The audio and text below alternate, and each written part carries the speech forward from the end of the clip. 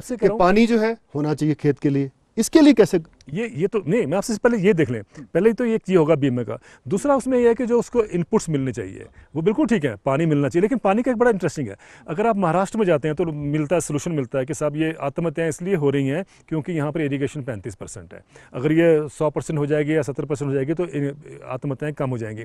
पर मेरा ये कहना है कि आप जैसे आपने हिमाचल की बात की है, हिमाचल में 80% इरीगेशन है, पंजाब में 98% इरीगेशन है।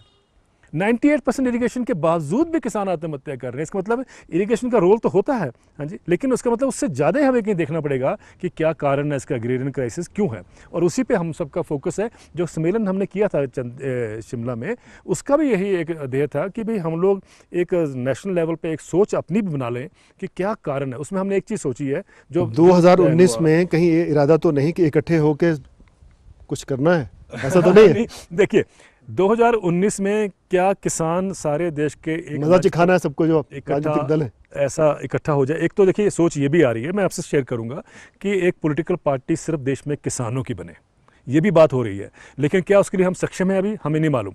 अभी तो ये 1.5-2 साल का पीरियड बीच में जो है तैयारी के लिए वो है उसमें देखने के लिए। दूसरी बात यह है कि हम उस टाइम कैसे कैसे बाकी पॉलिटिकल पार्टीज़ को इन्फ्लुएंस कर पाएंगे कि उस समय वो उसके बगैर गुजारा ना हो उनका, कि जब तक हम ये किसानों को ये श्योर नहीं करते हैं कि हम पावर में आने के बाद ये करेंगे, तब तक हम मतलब किसान कोई भी तरीका देखे कि उनको एक तरह का जकड़ में ले कि भाई ये हमें काम कर रहे हैं, क्योंकि 70 साल बहुत होते हैं जो किसान। एक मांग और उठ रही है, कौन इंटरेस्ट होंगे वो, कि खेती की आमदनी टैक्सेबल हो। ये तो और मारने वाली बात नहीं हो जाएगी? हमें कोई दिक्कत नहीं टैक्स देने में। हाँ। हम ये कहते हैं कि आप पहले टैक्सेबल बना तो दो, सीधी बात है। देखिए आप आज आप कह रहे 3,000 रुपये आमदनी, धान की जो मिनिमम सपोर्ट प्राइस है वो सरकार ने तय की है 1470 रुपये प्रति क्विंटल। हिमाचल में भी बहुत धान होता है, 1470 रुपये प्रति क्विंटल। हमारा ये मानना है कि एक्चुअली जो किसान की जो धान की कीमत होनी चाहिए वो 5,100 रुपये प्रति क्विंटल होनी चाहिए, अगर हम बाकी सेक्शन ऑफ सोसाइटी के साथ पैरिटी करते हैं। तो आप 5,100 रुपये दे दीजिए, फिर आप उससे इंटरेस्ट वो भी ले लीजिए, इनकम टैक्स भी ले लीजिए। अभी वक्त हो चला है एक और छोटे से ब्रेक का। ब्रेक के बाद भी देवेंद्र शर्मा जी के साथ बातचीत का सिलसिला जारी रहेगा। आपकी नज़र में एग्रीकल्चर सेक्टर की हमारे देश की इकोनॉमी में क्या अहमियत है? हमारे देश में हमें एग्रीकल्चर पे फोकस रखना पड़ेगा। हमारे यहाँ इंडस्ट्री अब कहती है कि अगले 4 साल में हम 30 करोड़ जॉब्स क्रिएट करेंगे। आपको हैरानगी होगी शशि जान के कि 30 करोड़ जॉब्स तो हमने आज़ादी के बाद में क्रिएट किए।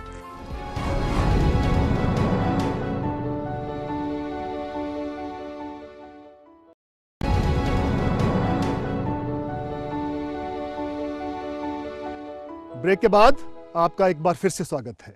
शर्मा जी, बहुत हो हल्ला हो रहा है साहब, फिस्कल डेफिसिट बहुत है, इसको कम्बैट कैसे करना है, चेक करिएगा कुकिंग गैस पे सब्सिडी कम हो जाए, और इसी कड़ी में किसानों पे मार पड़ने जा रही है। बातें हो रही हैं सब, खाद पे कम करिएगा, फर्टिलाइजर्स पे करिएगा, बाकी इम्प्लीमेंट्स पे करिएगा। तो क्या इससे, ये देखिए बहुत महत्वपूर्ण सवाल है और ये मेरे ख्याल से आम जनता को भी समझने की ज़रूरत है। जब भी कहा जाता है कि फिस्कल डेफिसिट, हमें वित्तीय घाटा जो है उसको कम करना है, तो ये लाजमी सबको समझ आता है कि भाई जो सब्सिडी है वो वेस्टफुल एक्सपेंडिचर है। तो हम ये कहते हैं कि भाई जो सब्सिडी खाद पे मिलती है, जो फूड पे मिलती है, जो स्पेशली पीडीएस में जो मिलता है राशन, वो सब वेस्टफुल एक्सपेंडिचर है। हाँ जी, लेकिन बड़ा इंटरेस्टिंग है कि प्रधानमंत्री जी ने एक बात जो मैं बहुत दिनों से कहता है, वो उन्होंने अकेले ने कही है, जो इकोनॉमिस्ट देश के नहीं मानते थे, वही उन्होंने ये कही कि भाई सब्सिडीज़ गरीब आदमी की तो ठीक है, उस पर सबकी नज़र होती है, लेकिन जो अमीर आदमी को इंसेंटिव देते हैं वो भी सब्सिडी होती है। तो उस सब्सिडी को कम करने की कोई बात नहीं करता। आपको हैरानगी होगी कि 2004-2005 से अभी तक यानी 12 साल में सरकार ने 42 लाख करोड़ रुपए की सब्सिडी दी है टैक्स कंसेशन के माध्यम से कॉर्पोरेट्स को। कभी उसकी बात नहीं होती कि उसको कम किया जाए, लेकिन ये जो 2 लाख करोड़ रुपए फर्टिलाइजर, फूड, सबकी सब्सिडी मिला के है, सबकी नज़र उसके ऊपर है कि इसको ख़त्म करो।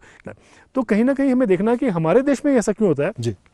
अमेरिका में देखिए, यूरोप में देखिए, आपको हैरान होगी कि अमेरिकन फार्मर और European farmers are the most subsidize in the world, और वो सब्सिडी अगर उनको ना दी जाए तो वो कोलैप्स करता है एग्रीकल्चर। हमारी एक देश की अनटेड, यूनाइटेड नेशंस की संस्था जो है अनटेड इंडिया, उसकी रिपोर्ट कहती है कि अगर अमेरिका की सब्सिडीज़ हटा दी जाए एग्रीकल्चर की, तो वहाँ का एग्रीकल्चर कोलैप्स कर जाता है।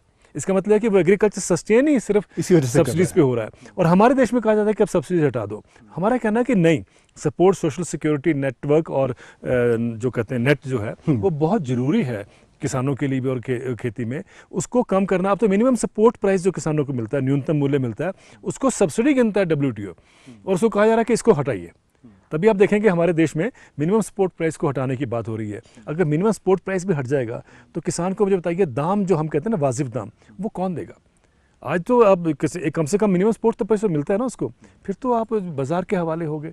तो ये हमें कहीं सोच को उसको दोबारा उसको सोचना पड़ेगा कि ये हम लोग आपकी नज़र में जी एग्रीकल्चर सेक्टर की हमारे देश की इकोनॉमी में क्या अहमियत है? देखिए, अभी तक तो ये लोग कहते हैं हमें, जो हमें सुनते आ रहे हैं वो ये है कि 13% को पहले अब 15% कर दिया है GDP में शेयर जो गिनते हैं। मुझे लगता है कि उसको नहीं देखना चाहिए।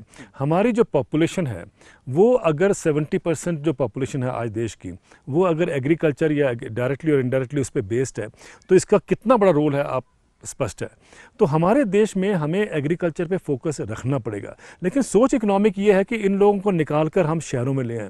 तभी हमारे यहाँ इंडस्ट्री अब कहती है कि अगले 4 साल में हम 30 करोड़